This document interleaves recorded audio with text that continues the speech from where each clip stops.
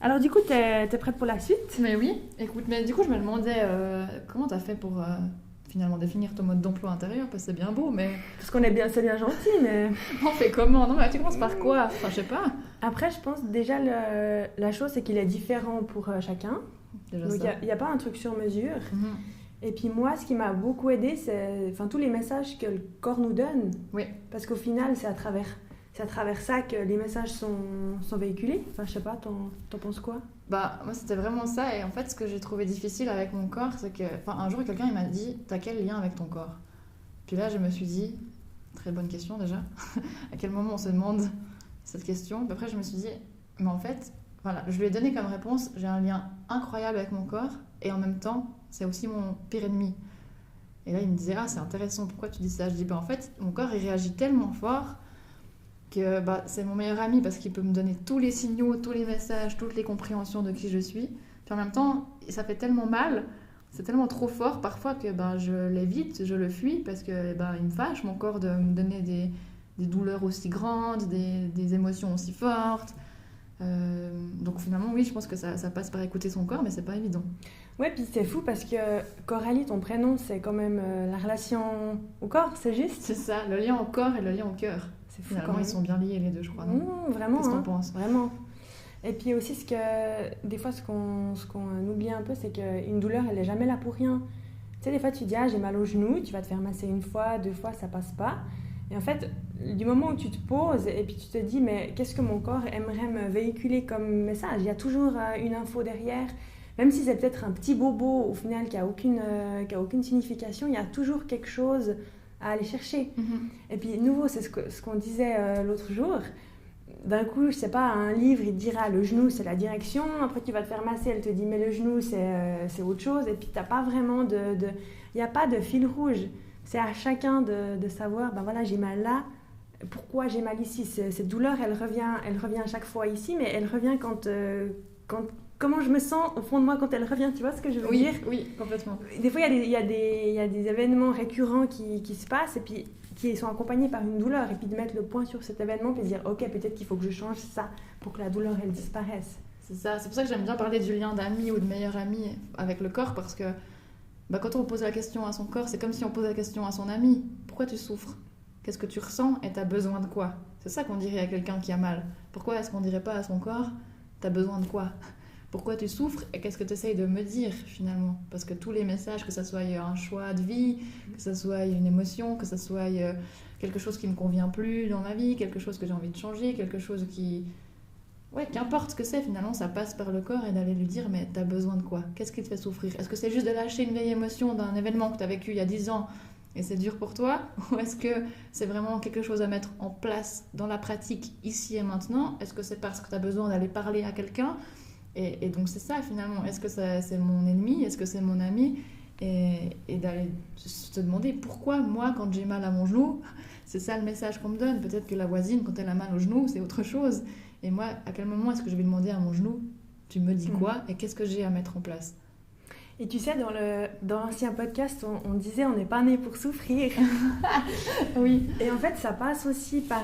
au final, notre corps, il n'est pas contre nous. Et des fois, on a de la peine à se dire, c'est vrai que quand tu as une douleur, c'est pas forcément agréable. Ouais. Et on se dit, mais en fait, ben voilà, je prends un Dafalgan, je prends un antidouleur. Et au lieu de prendre le temps, puis de se poser avec soi et de se dire, mais ok, mais qu'est-ce qui fait qu'est-ce qui bloque? À quel moment il y a un blocage? Qu'est-ce que je peux moi changer dans mon monde intérieur pour que comme si l'énergie, il fallait qu'elle circule à nouveau correctement. Et je pense que des fois, on ne se rend pas compte, mais c'est des petites choses. Ça peut être le rapport qu'on a de soi à soi, le rapport qu'on a de soi aux autres. C'est tellement de choses, tellement le corps, il parle, mais sans arrêt. Alors après, c'est clair, tu te fais mal, on a tous des fois des petits bobos, tu vas pas aller taper sur Google. Non mais bon, Pour chaque tu te coupes le doigt, tu vas pas forcément aller tout chercher, mais je pense qu'il y a vraiment des mots qui sont importants à aller chercher, d'autant plus quand ces mots sont fréquents et sont récurrents. Oui, puis c'est aussi une opportunité.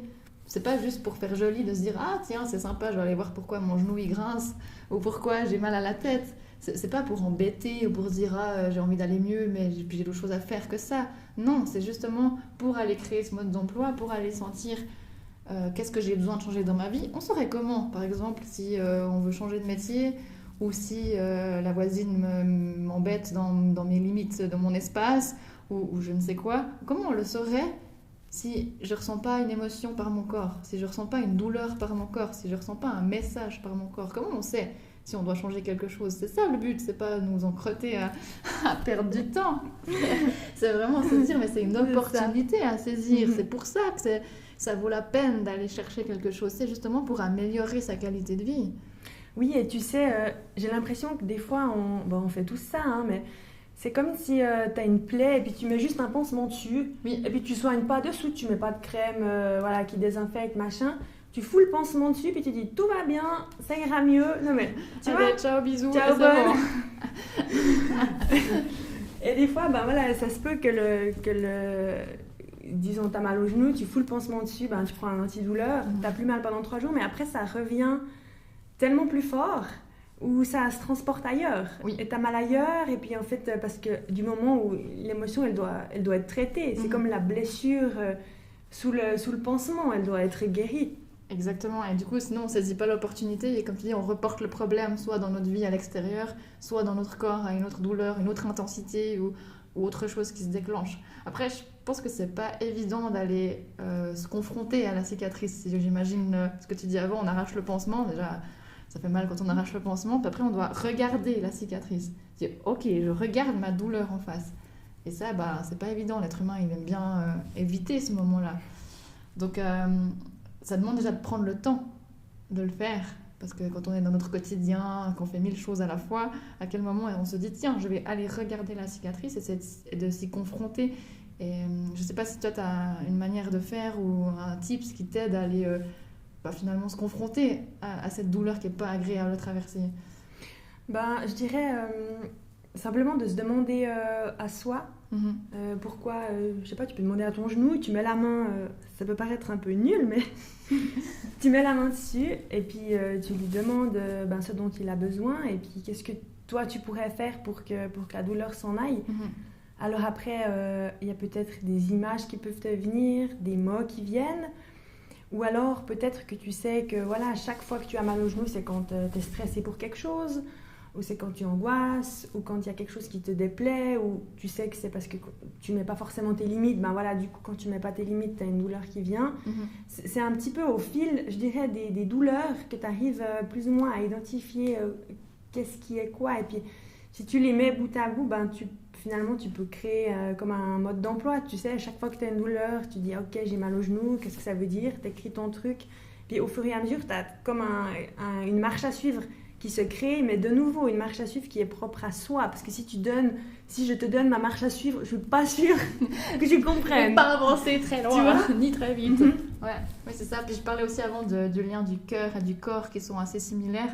C'est dans cette idée-là, tu demandes à ton genou, mais ça va pas être écrit dans le ciel. Donc finalement, c'est dans le cœur que je vais ressentir. Ok, là, dans le cœur, quand je demande à mon genou, ça me met un stress. C'est quand ce stress, je l'ai ressenti quand ? À quel moment ? Ah tiens, ça me fait penser à un stress que j'ai connu à l'école. Ah waouh, ok, il y a peut-être un truc à aller rechercher, peut-être une vieille émotion que j'ai ressentie à ce moment-là, ou tout simplement c'est un stress que je suis en train de vivre ici et maintenant. Ou peut-être que je peux faire un lien entre les deux. Ce stress que j'ai ressenti à l'école, c'est le même stress que je ressens au travail. Ah, peut-être il y a quelque chose que je réitère, que je continue à me comporter d'une certaine façon. Et donc c'est d'aller entendre ce que notre cœur murmure et pour notre corps. Après, c'est aussi un lien de confiance à rétablir petit à petit. J'aime bien donner l'image, c'est comme quand on demande à un enfant comment il va ou comment a été sa journée à l'école. Si on lui demande une fois et après plus jamais pendant des mois, et hop, on lui redemande, il ne va pas nous répondre tout de suite. C'est la même chose avec notre corps. Si on l'a laissé tomber pendant des plombes, il ne va pas tout à coup se dire « Tiens, je vais lui raconter tout ce que j'ai à lui raconter ». C'est d'aller lui redemander maintes et maintes fois jusqu'à ce qu'il ait nouveau confiance, qu'un rapport de confiance se fait de nouveau entre notre corps et notre esprit pour qu'il ait envie de nous dire ce qui va, ce qui ne va pas. Et je ne sais pas ce que tu en penses, mais je trouve que des fois, c'est quand même aussi compliqué à s'écouter. Et puis surtout, on n'a pas forcément l'habitude de se poser 30 secondes et se demander pourquoi j'ai mal. il y a quand même, je sais pas si toi tu le fais, mais tu peux mettre aussi, taper sur internet, par exemple, douleur à la cheville droite, signification, et tu as des mots qui, comme le dictionnaire des mots en fait. D'ailleurs, il est super ce livre. Oui. Et puis tu peux peut-être, voilà, simplement il y aura quelques mots qui vont sortir et il y en a un qui va te faire tilt. Parce que des fois, c'est vrai que sans aide, t'es comme ça là chez toi en mode ok, j'ai mal où, vous êtes marrant, mais Je tu fais vois, quoi de ça? ça fait quoi? Et du coup, de pouvoir avoir peut-être voilà, un mot qui sort, une phrase, ça peut t'aider après toi à aller dire ok, je prends ce mot-là, il me parle, et j'applique ça dans quelle situation de ma vie est-ce que ça bloque? Et si je le règle, ça va régler ma douleur. Après, il y a quand même aussi je trouve, pour ma part, j'ai souvent besoin, par exemple, si j'ai mal à quelque part, d'aller régler le côté physique. Donc, tu as besoin d'un ostéo, d'un physio, d'une masseuse, d'un médecin. Et après, régler le côté émotionnel. Je pense qu'il faut vraiment les deux pour guérir vraiment un mot ou une plaie ou quelque chose. De faire qu'un des deux. De faire que le côté émotionnel. Alors oui, tu as réglé la chose, mais après, il y a quand même la partie physique qui a été blessée, qu'il faut soigner par un massage, voilà, comme je disais. Oui, clairement, c'est un tout. Que d'un côté, ça ne marche pas. J'ai envie de dire, c'est comme le fait de comprendre d'où vient la cause. Ça ne suffit pas non plus. C'est important d'aller la ressentir aussi. Donc, il y a le soin physique, il y a la conscience de qu'est-ce qui m'amène à cette douleur, mais ensuite, il y a aller la ressentir. Si je me rends compte que c'est parce que ça évoque un stress ou une tristesse ou un deuil non fait ou je ne sais quoi, ça suffit pas juste de le savoir et d'aller chez l'ostéo, c'est aussi, c'est un tout, et c'est aussi d'aller dire ok, je viens retraverser cette douleur. Donc je crois qu'il y a aussi un monde entre savoir et aller ressentir. Moi là, je me suis leurrée longtemps en me disant si j'analyse, j'ai compris, je fais le puzzle, ça suffit. Non. Donc des fois je crois que c'est, je sais pas ce que tu en penses, mais je me suis rendu compte que ça demande aussi d'aller un petit peu se faire violence par moment malgré tout, même si on n'aime pas trop ça, mais d'aller retraverser la douleur.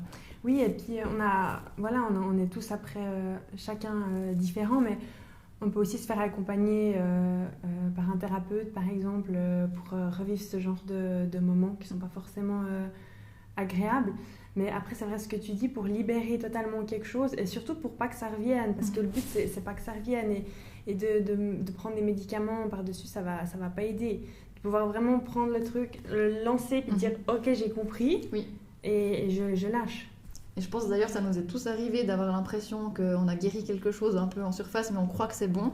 Puis comme par magie, 1 an, 6 ans, 15 ans après, on se retrouve avec quelque chose qui est similaire qui revient et là on peut se dire tiens, le fond du fond, il n'a pas été réparé et là, ça revient. En fait, il y a quelque chose qui me redit, tiens, il y a peut-être encore quelque chose à comprendre.